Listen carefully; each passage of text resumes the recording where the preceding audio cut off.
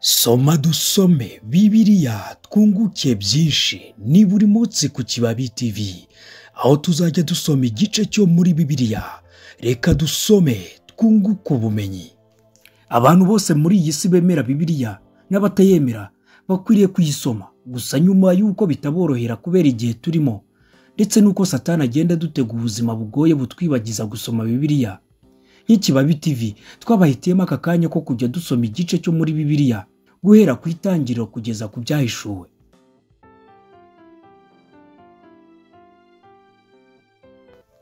Uyu munsi turaza kuvuga ku gitabo cy'itangiriro igice cya 14 kigizwe n'imirongo 24.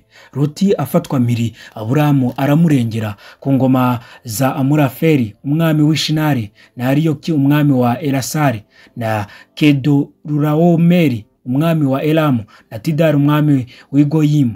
Abo bami barwanije Bera umwami w'Isodomu na Birusha umwami w'Igomora na Shinabu umwami wa Adima na Shemebeli umwami w'Iseboyimu n'umwami w'Ibera. Abo bose batiranira mu gikombe cya Sidimu, aho niho nyanja y'umunyu.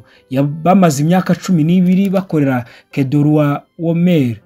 Mu mwaka wa 13 baragoma. Mu mwaka wa 14 Kedorulaomeri n'abami bari kumwe nawe baraza baneshereza abarafa muri Ashiteroti Karunayimu, baneshereza n'abasuzi Ihamu, baneshereza n'abemi Ishavekiriyatayimu, baneshereza n'abahori ku musozi wabo Seyiri. Barabirukana babageza muri Eliparani iri hafi y'ubutayu, basubirayo bagera muri Enimishipati niho Kadeshi. Banesha Abameleki mu gihugu cyabo cyose n'Abamori batuye Hasasonitamari.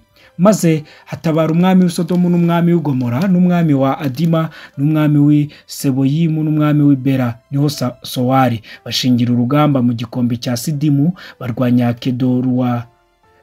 Kedorulaomeri umwami wa Elamu na Tidari umwami w'Igoyimu na Murafeli umwami w'Ishinari na Ariyoki umwami wa Elasari.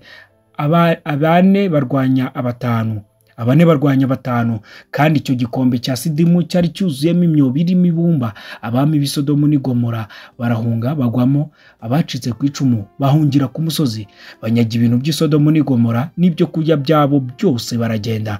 Na Loti bamufatirayo mpiri, umuhungu wabo wa Aburamu wari utuye Isodomu, banyaga ibintu bye barigendera. Haza umuntu umwe wacitse ku icumu abibwira Aburamu Umuheburayo, yaratuye ku biti byitwa Imyeroni bya Mamure Umwamori mwene se wa Eshikori na Aneri, bari basezeranye na Aburamu. Aburamu yumvise yuko mwene wabo yafashwe mpiri, atabarana n'umutwe we wigishijwe kurwana. Bavukiye mu rugo rwe 318 barabakurikira bagera i Dani. Aburamu n'abagaragu be bigabanyamo imitwe nijoro, barabatera barabanesha, barabirukana babagezi ihoba iri bumoso bw'i Damasiko. Agarura iminyago yose na Loti mwene wabo n'ibye n'abagore nabo n'abandi bantu. Atabarutse avuye gutsinda Kedorulaomeri n'abandi bami bari kumwe nawe, umwami w'Isodomu amusanganira mu gikombe cya Shave, nicyo gikombe cy'umwami. Kandi Melikisedeki umwami w'Isalemu azana imitsima na vino, yari umutambyi w'Imana isumba byose, amuhesha umugisha ati, Aburamu ahabwe umugisha n'Imana isumba byose nyir'ijuru n'isi, kandi Imana isumba byose himbazwe, yakugabije ababisha bawe. Nuko Aburamu amuha 1/10 cya byose. Umwami w'Isodomu abwira Aburamu ati, mpa abantu byijyanire. Aburamu asubiza umwami w'Isodomu ati, ndahirishirije Uwiteka kumanika ukuboko kwanjye, niwe Mana isumba byose nyir'ijuru n'isi, yuko ntazatwara akadodo cyangwa agashumi k'inkweto ko mu byawe, kugira ngo utibwire uti ninjye utungishije Aburamu, keretse gusa wishyura impamba nahaye abagaragu banjye, kandi uhe abo twatabaranye umugabane. Aneri na Eshikori na Mamure bo bajyana umugabane wabo. Iki ni igice cya 14 cy'igitabo cy'itangiriro. Turabashimiye cyane ko mukurikirana Soma dusome Bibiliya. Imana ibahe umugisha.